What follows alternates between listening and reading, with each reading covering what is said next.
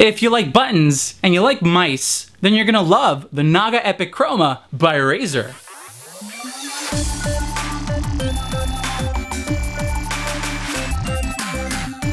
Welcome to It Came From a Box. I'm Sergio IM, and this is my guest for today. We've worked together, we've played together, World of Warcraft, Counter-Strike, TF2, Dota 2, and a bunch of other stuff. What started off as a rocky experience has now become my everyday peripheral, and I'm gonna tell you why. So let's go over what you get in the box. First, we have the star of the show, the mouse. Then we have the charging dock, with its charging cable, and as always, paperwork. And that's about it. The Naga is compatible with Windows and Mac OS. As for their in-game configurator, on the Razer website it states that it's compatible with Windows 8, 7, and Vista only. That last line makes me believe that Mac users, although able to download the Synapse software, may not have access to the in-game configurator. Moving on to dimensions, this guy has a length of 4.69 inches with a width of 2.95 inches and a height coming in at about 1.69 inches. Now the thumb grid is roughly 1 inch in width and 1.5 inch in length. Now as for weight, it comes in at approximately 0.33 pounds, so yes, the mouse is relatively light, and as someone who's mostly used mice with adjustable weights, I definitely went through a weird adjustment period. As for the size, I think it's great. It's very comfortable to use throughout the day, and Razer states that it is a one-size-fits-all ergonomic design. I'm not sure about other hand sizes, but mine are massive, and I definitely can agree with that statement. And a nice little addition is this pinky grip on the right side too, which helps keep the mouse from slipping off your hand. Now I'm going to give you a rundown of the very long list of features, which I'll try my best to summarize as much as possible. For your convenience, I'll also split up the video into sections, which you can view in the description below. Now to start it off, buttons. Buttons galore. This thing has 21 buttons, and I'm including the ones on the scroll wheel. Now that is pretty insane, but in a good way. You have 12 on the grid right here. Left and right click is 2. Middle mouse button along with left and right tilt click, scroll up and down is 5, and then you have a mouse button 4 and 5 below. Now, that gives you a grand total of 21, as mentioned before, 20 of which are programmable except for left click by using Razer's Synapse software. All the buttons on this mouse are really nice to the touch. The plastic used throughout most of it, including the mouse 4 and 5 buttons, has this slight texture that provides some nice resistance when handling. Now the grid actually uses a smoother plastic, which tends to help when you're constantly moving your finger around it. And then the scroll wheel has a nice rubber ring with these little bumps throughout, which allows you to scroll with less pressure from your finger. Scroll wheels are a big deal to me, as they should be to you. This one is awesome. It is a tilting scroll wheel, and one of the biggest annoyances to me with tilting scroll wheels is that some are so sensitive that while attempting a middle click, that slight amount of pressure may just tilt to one of the sides instead. But you can rejoice in knowing that this one doesn't do that and actually feels like an actual mouse click.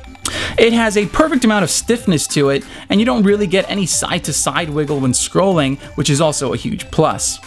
The incremental scrolling is very responsive, and the wheel is just nice and sturdy, which means you get less accidental movement when using it. And as someone who has a few Logitech mice, one thing the Naga doesn't have is a high-speed scrolling feature. And by that I mean, like some of those Logitech mice out there that have a switch right here, which loosens the wheel and then allows you to use rotational inertia to scroll very fast. I definitely miss that feature, but it doesn't really bother me that much because the incremental aspect of scroll wheels gives you, of course, way more accuracy. With that all aside, let's now take a look at the most prominent feature of the Naga, the one that makes this mouse stand out from the rest, and that is the 12-button grid.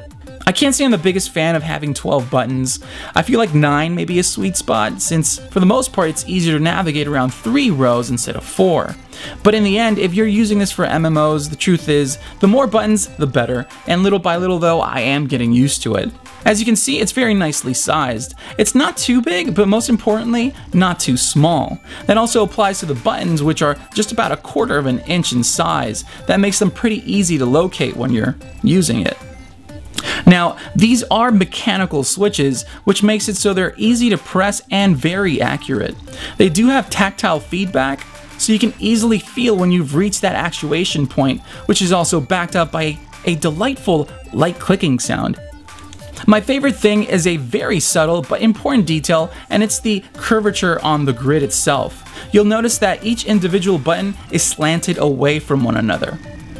That makes it so when you're using it, you can move your thumb around and differentiate between buttons. And that of course means you'll spend less time looking over at your mouse, and eventually you'll gain the muscle memory to easily find your way around. This mouse has an 8200 dpi 4G laser sensor that captures up to 200 inches per second.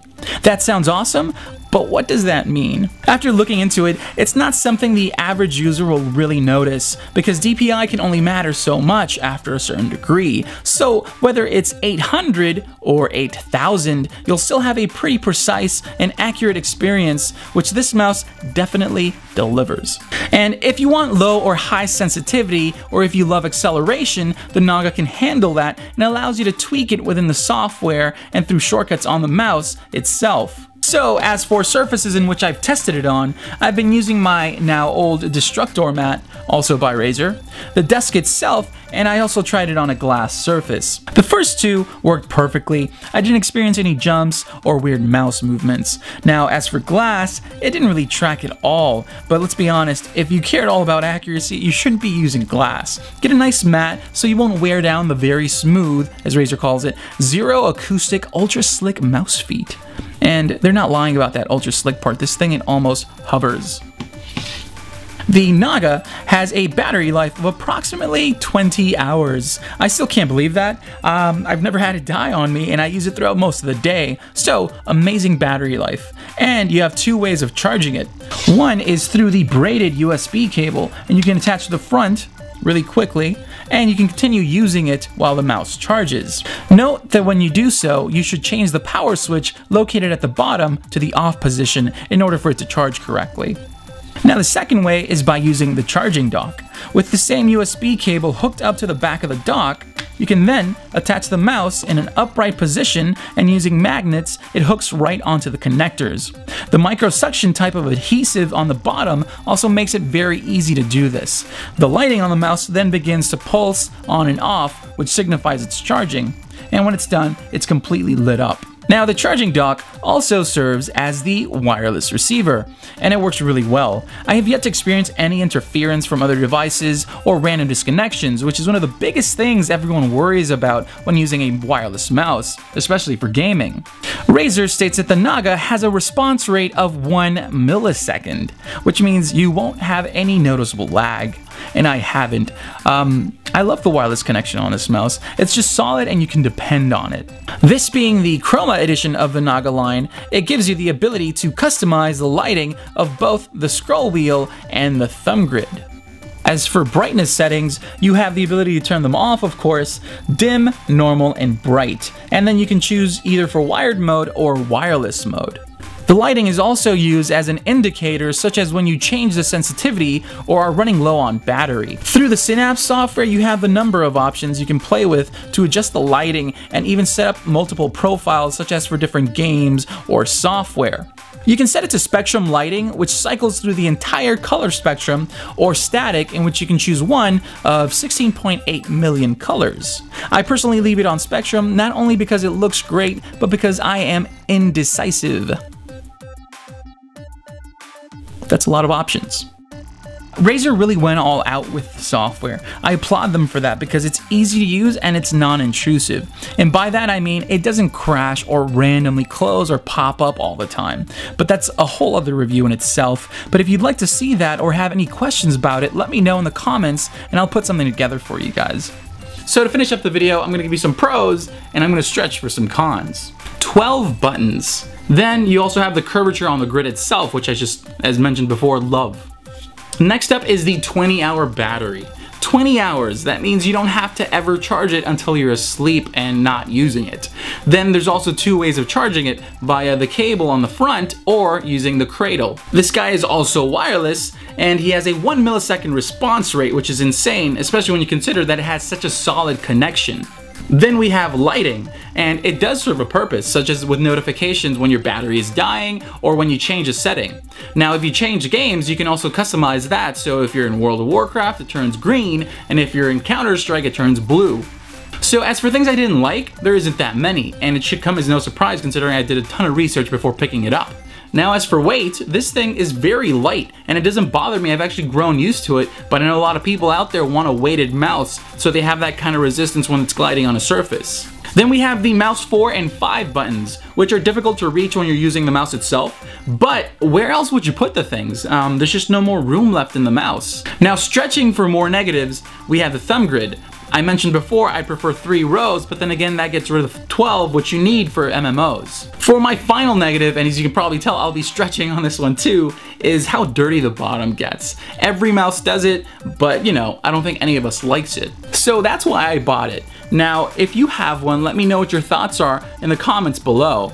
If you're thinking of picking one up, you can do so for around $100 to $130, and I'll provide some store links as well as some more information in the description below.